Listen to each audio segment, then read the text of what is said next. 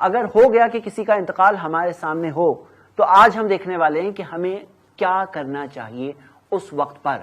سب سے پہلی چیز جو ہمیں کرنا چاہیے اس وقت پر، جو مرنے والے کی آنکھیں کھلی ہو وہ آنکھوں کو ہمیں بند کرنا چاہیے۔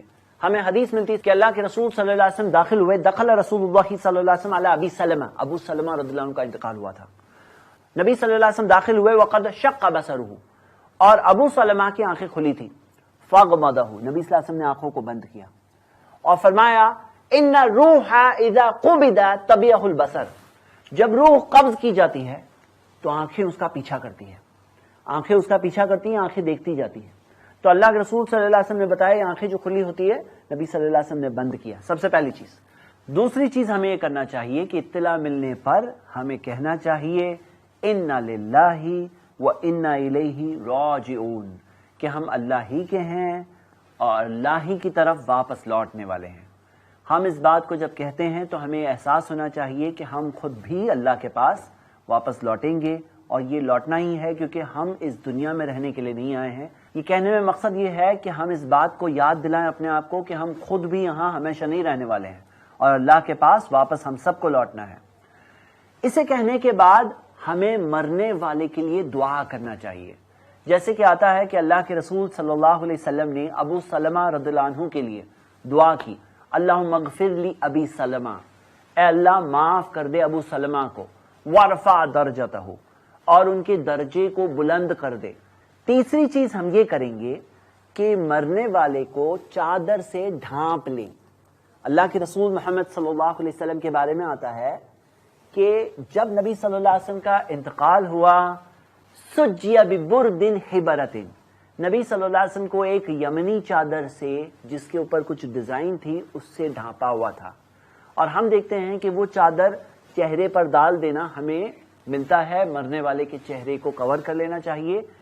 یہ الگ بات ہے کہ اللہ کے رسول صلی اللہ علیہ وسلم سے بھی ثابت ہے کہ انہوں نے عثمان بن مظعون رضی اللہ عنہ کو جب ان کا انتقال ہوا تو ان کے چہرے کو کھولا، اور اسی طرح ابو بکر رضی اللہ عنہ نے بھی جب نبی صلی اللہ علیہ وسلم کے انتقال کے بعد وہ آئے تو انہوں نے چہرے کو کھول کر کے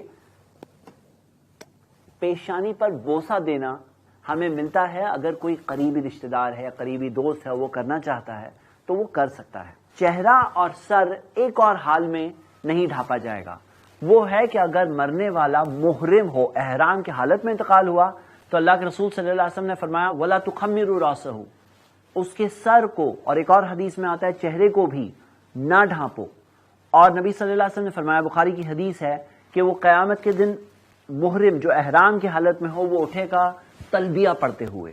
تو تیسری چیز جو ہم نے دیکھا کہ چادر سے مرنے والے کو ڈھانپ لیا جائے۔ چوتھی چیز اس تعلق سے یہ ہے کہ مرنے والے کے لیے دعا کرنا، اور دعا کے اندر میرے بھائیوں میری بہنیں، جیسا کہ ہمیں پتا ہے کہ ہم جو کہتے ہیں اس وقت پر فرشتے آمین بھی کہہ رہے ہوتے ہیں، تو ہمیں دل کھول کر دعا کرنی چاہیے۔ آپ دیکھیے صحیح مسلم میں ہمیں حدیث ملتی ہے کہ اللہ کے رسول صلی اللہ علیہ وسلم نے کتنی پیاری دعائیں کی ابو سلمہ رضی اللہ عنہ کے لیے۔ نبی صلی اللہ علیہ وسلم نے فرمایا اللہم اغفر لی ابی سلمہ، اے اللہ معاف کر دے ابو سلمہ کو، وارفع درجتہ فی المہدیین، اور ہدایتی یافتہ لوگوں میں ان کے درجے کو بلند کر دے۔ آپ بھی دعا کریں، اے اللہ فلاں کو معاف کر دے، اے اللہ ان کے درجے کو بلند کر دے۔ وَاخْلُفْهُ فِي عَقِبِهِ فِي الْغَابِرِينَ، اور جو ان کے پیچھے والوں کے لیے اللہ تو خلیفہ ہو جا، تو دیکھ ریکھ کرنے والا ہو جا۔ یہ تو چلے گئے، تو ان کے جو پیچھے والے ہیں جو رہ گئے ہیں دنیا میں، ان کے لیے دیکھ ریکھ کرنے والا کون ہے؟ اللہ تو ان کا خلیفہ ہو جا۔ اللہم اغفر لنا وَلَهُ یا رب العالمین، اے اللہ ہمیں بھی معاف کر دے، انہیں بھی معاف کر دے اے رب العالمین۔ تو ہم اپنے لیے بھی دعا کر رہے ہیں اس کے اندر۔ وَافْسَحْ لَهُ فِي قَبْرِهِ، اے اللہ ان کی قبر کو کشادہ کر دے، وَنَوِّرْ لَهُ فِيهِ، اور اس میں نور بھر دے۔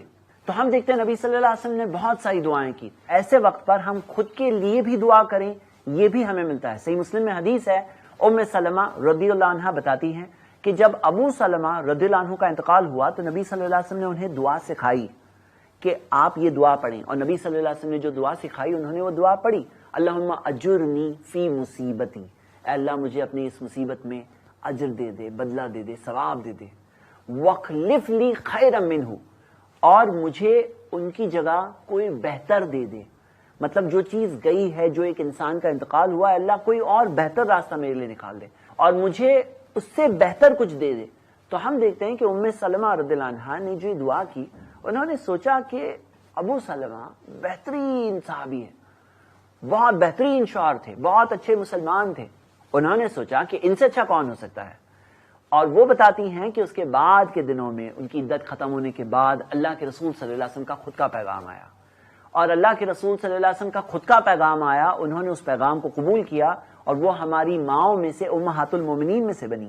تو ہم کیا دیکھتے ہیں کہ اللہ تعالیٰ نے انہیں کوئی بہتر دیا, حالانکہ وہ سوچ رہی تھی کہ کون بہتر ہو سکتا ہے, لیکن اللہ تعالیٰ نے بہتر دیا.